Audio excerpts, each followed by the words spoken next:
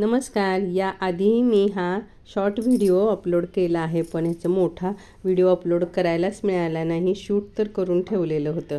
तर आम्ही आमच्या कुलदेवतेला जाऊन आल्यानंतर लगेच संक्रांत आली होती. तर तिथल्या पुजारीने आम्हाला सांगितलं होतं की तुम्ही घरी जाऊन 5 सुवासिनींना जेवण करा, काहीतरी दान करा किंवा घरात तुमच्या अन्न खाऊ घाला. तर आम्ही घरी आल्यानंतर पुरणाचाच स्वयंपाक केला.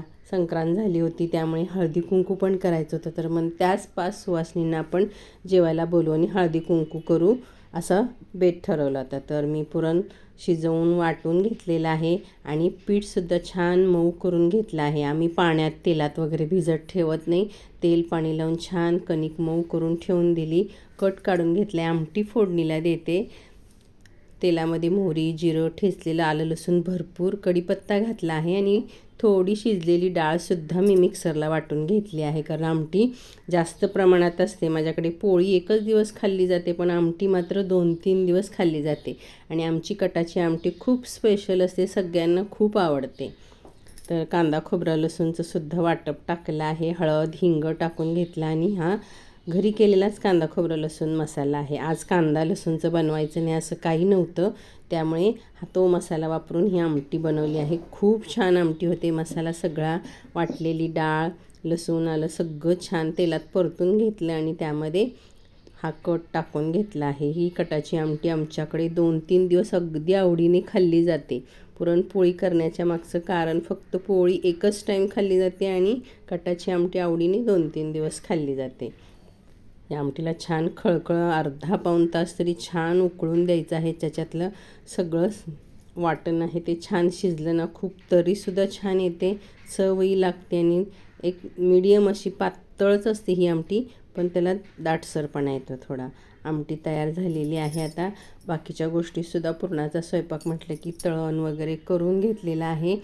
तर सुवासिनीसोबत 2-3 छोटी मुलंसुद्धा येणार होती, म्हणून बटाट्याची भाजीसुद्धा बनवली आहे. तर बटाटे उकडून घेतले आहे.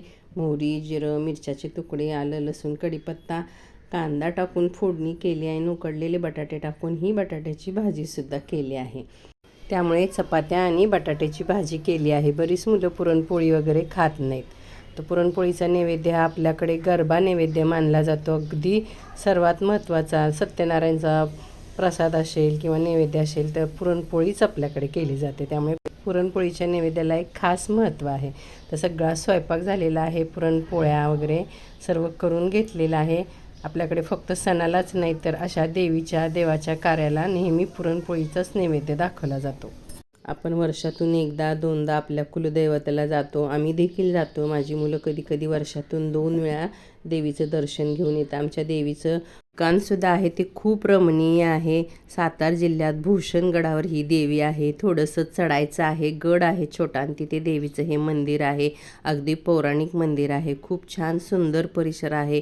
खाली गडाच्या खाली होळीचा गाव आहे. गावाचं नाव होळीचा गाव आहे. तर ठिकाणसुद्धा खूप छान आहे. तर आमच्या सर्वांना तिथं जाणं खूप आवडतं, त्यामुळे आम्ही वर्षातून एकदा, कमीत कमी एकदा तरी देवीच्या दर्शनाला जातो. तर कुलदेवतेला मी एवढी वर्ष जातो आहे, पण आम्हाला माहीतच नाही की आपण देवीला जाऊन आल्यानंतर किंवा आम्ही तिथे पूजा घातली होती.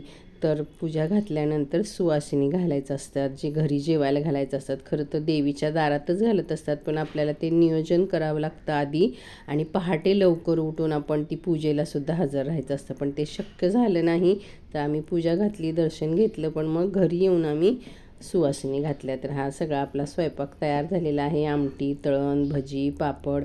आमच्याकडे पोळीसोबत गुळवणी बनवली जाते. गूळ घेऊन गुळामध्ये पाणी टाकून ते विरघळवून उकळी आणली जाते आणि त्यामध्ये सुंठ वेलची टाकून त्याचं गुळवणी बनवली जाते. त्या गुळवणीमध्ये दूध तूप टाकून पोळीसोबत खाल्लं जातं. खूप छान लागतं. तर लहान मुलं होती त्यामुळे चपात्यासुद्धा करून ठेवल्या होत्या. पोळ्या, चपात्या सगळं जेवण तयार झालेलं आहे. आता सुवासिनींना पहिला हळदी कुंकू द्यायचं आणि त्यांना जेवायला वाढायचं आहे. तुमच्याकडे पण काही कुळाचार असतील तर माहिती करून घ्यायला पाहिजेत. आपल्याला आपल्याच घरातील लोकांना कधी सगळं असं माहिती नसतं. जेव्हा आपण देवळात जातो तिथले पुजारी आपल्याला सांगतात तेव्हा माहिती पडतं. तर देवीची ओटी भरून घेतली. तिकडे आम्ही कुलदैवतेला तर सगळं केलं होतं, पण आज पण फक्त ओटी भरून देवापुढे ठेवली आणि पुरणावरणाचा नैवेद्य दाखवला. पौष महिन्यात काही करू नये असं म्हणतात, पण खरं तर पौष महिन्यातच सगळ्या देवींच्या जत्रा असतात, यात्रा असतात. बरेचसे उत्सव असे देवीचे हे महाराष्ट्रामध्ये, पश्चिम महाराष्ट्रामध्ये देवीच्या यात्रा भरपूर अशा पौष महिन्यातच असतात. वेळ अमावस्या असते, बरीचशी शुभकार्य किंवा देवाची कार्य अशी पौष महिन्यात केली जातात. आपण सुद्धा असं हळदी कुंकू सुवासिनींना उलट पौष महिन्यात दान करण्याचं खूप चांगलं महत्त्व आहे, किंवा असं कोणाला तरी अन्न खाऊ घालणं हे खूप चांगलं आहे. तर आमच्या परडीवाल्या मावशी नेहमी येतात, त्यांनासुद्धा जेवायला बोलवलं होतं. नवरात्रीसुद्धा आम्ही अशी परडी भरतो, तर परडीमध्ये सुद्धा सगळा नैवेद्य पीठ मीठ घालून दक्षिणा ठेवून आम्ही नमस्कार करून घेतला आणि आता सगळ्यांना जेवण वाढणार आहोत. तर आधी हळदी कुंकू करून घेतलं आणि सुवासिनींचं जेवण झालं ना, खूप आपल्याला सुद्धा समाधान वाटलं. त्यांनासुद्धा जेवण खूप आवडलं. स्पेशली आमची कटाची आमटी सगळ्यांना खूप आवडते. तुम्ही कधीतरी असं करून बघा. 5 लोकांना जरी आपल्या हातून असं छान अन्नदान किंवा जेवू घातलं तर आपल्याला सुद्धा समाधान मिळतं. गावाकडे या गोष्टी सहज शक्य असतात. आजूबाजूला भरपूर लोक असतात आणि हळदी कुंकवाला बायका सवाष्णीसुद्धा येतात. पण शहरामध्ये मुलांच्या शाळा, त्यांना आणणं पोचवणं हे जरा अवघड असतं. त्यांच्या वेळेत बसावं लागतं. त्यामुळे सुद्धा आपल्याला हे जमवून आणणं अवघड जातं. आपल्याला करणं खूप अवघड नाही आहे, पण समोरची लोकं किंवा महिला येणंसुद्धा त्यांच्या वेळेत आपलं आवरणं हे आपल्याला जमवून आणावं लागतं. अशाच पद्धतीने आम्हीसुद्धा हे जमवून आणलं, कारण शाळा चालू होत्या, काही मुलांच्या परीक्षा चालू होत्या. तरी 5 महिलांना आम्ही अगदी आवर्जून बोलवलं आणि पूर्णावरणाचा नैवेद्य करून त्यांच्या ओटी भरल्या, हळदी कुंकू केलं. आम्हाला खूप छान वाटलं. तुम्हाला कसा वाटला व्हिडिओ नक्की सांगा. व्हिडिओ आवडल्यास लाईक शेअर करा. चॅनलवर नवीन असाल तर सबस्क्राईबसुद्धा करा. तुमच्याकडे सुद्धा तुमच्या कुलदेवीचे काही कुळाचार असतीलच, ते तुम्हीसुद्धा करत असाल, पण कितीतरी वेळा आपल्याला घरातील लोक सांगायची विसरून जातात किंवा त्यांनासुद्धा काही बारीक सारीक गोष्टी असतात त्या माहिती नसतात. त्यामुळे तुम्हीसुद्धा आपल्या घरातील कुलदैवताचे कुळाचार माहिती करून घ्या आणि ते पूर्ण करण्याचा प्रयत्न करा. तुम्ही कितीही देवदर्शन दान धर्म केला तरी आपल्या कुलदैवतेला जे करायचं असतं त्याला पर्याय नाही, आणि तो आपण कुलदैवतेचं दरवर्षी मान सन्मान केलाच पाहिजे. प्रत्येकाने आपले कुलदैवतेचा कुळाचार सांभाळला पाहिजे. म्हणून तुम्हीसुद्धा आपल्या घरातील कुळाचार माहिती करून घ्या आणि आपल्या कुलदैवतेला दरवर्षी म्हणजे वर्षातून एकदा तरी देवदर्शन करून तुमच्या घरामध्ये जी पद्धत आहे ओटी भरणं पूजा घालणं, आणखीन बऱ्याच ठिकाणी दरवर्षी गोंधळसुद्धा घातला जातो देवीला खंडोबाला. तर बऱ्याच ठिकाणी असं सुद्धा असतं, गोंधळसुद्धा तिथे जाऊन घातला जातो. प्रत्येकाकडे वेगळी वेगळी पद्धत असते, ती थोड्याफार प्रमाणात आपण सुद्धा चालू ठेवली पाहिजे. जेवढं शक्य आहे तेवढं तरी आपण करावं, म्हणजे आपल्या पुढच्या पिढीला सुद्धा माहीत होईल. पटत असेल तुम्हाला तर लाईक करा शेअर करा. धन्यवाद.